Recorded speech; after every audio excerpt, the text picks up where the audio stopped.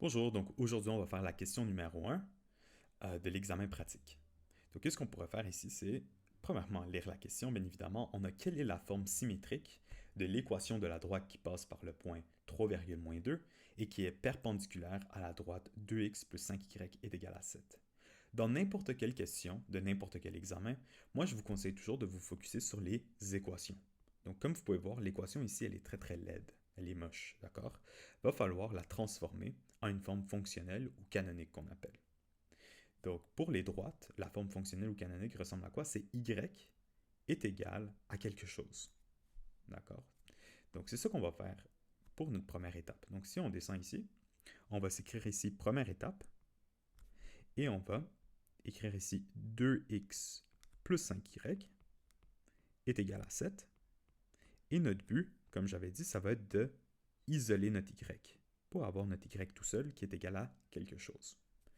Donc ici, notre première étape, ça pourrait être de faire moins 2x des deux bords, qui va nous donner 5y est égal à moins 2x plus 7.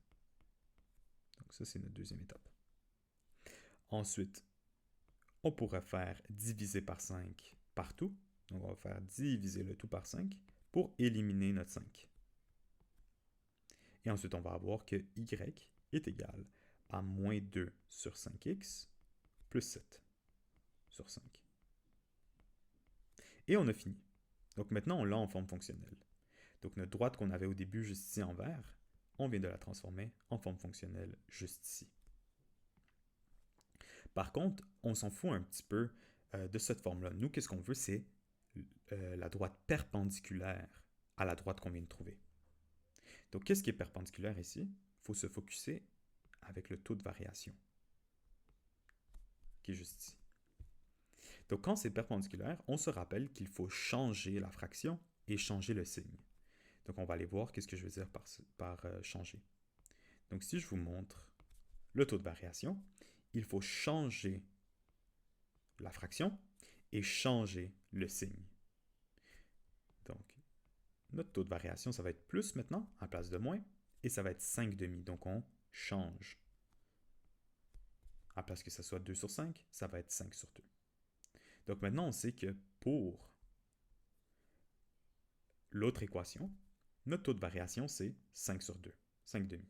Donc, on peut s'écrire y, on peut écrire ici comme la deuxième étape, ça va être de dire que y est égal à 5 demi x plus b. Tout ce qu'il nous reste à faire, c'est trouver le b qui est juste ici. Rappelez-vous que nous, à la toute fin, il va falloir trouver cette équation-là, mais dans la forme symétrique. Mais rappelez-vous que le b, l'ordonné à l'origine, dans la forme symétrique, c'est en dessous du y.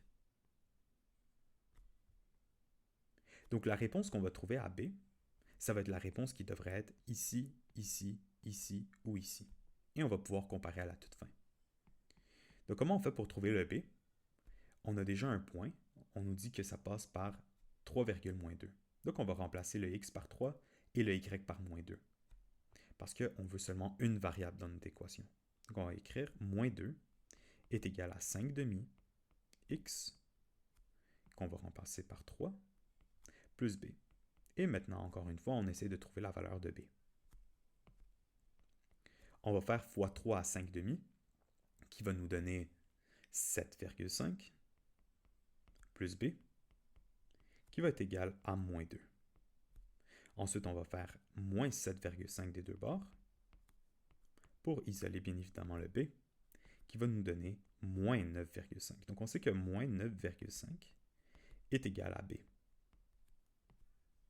Et là, si on revérifie les choix de réponse, il faut que qu'est-ce qui est en dessous du y soit moins 9,5. Donc, est-ce que ça serait le A? Non, parce que c'est 3,8. Donc, on peut déjà effacer le A. Est-ce que ça serait le B? Ça pourrait être B. Par contre, oui, c'est moins 9,5, mais on a un autre moins ici. Donc, ça deviendrait un plus. Donc, ce ne serait pas le B. Ensuite, pour le C, on a 9,5, mais c'est un plus encore une fois. Donc, ça serait mauvais. Et ensuite, le D, on a 9,5, c'est un moins. Donc, la réponse, ça va être D. Et on a fini.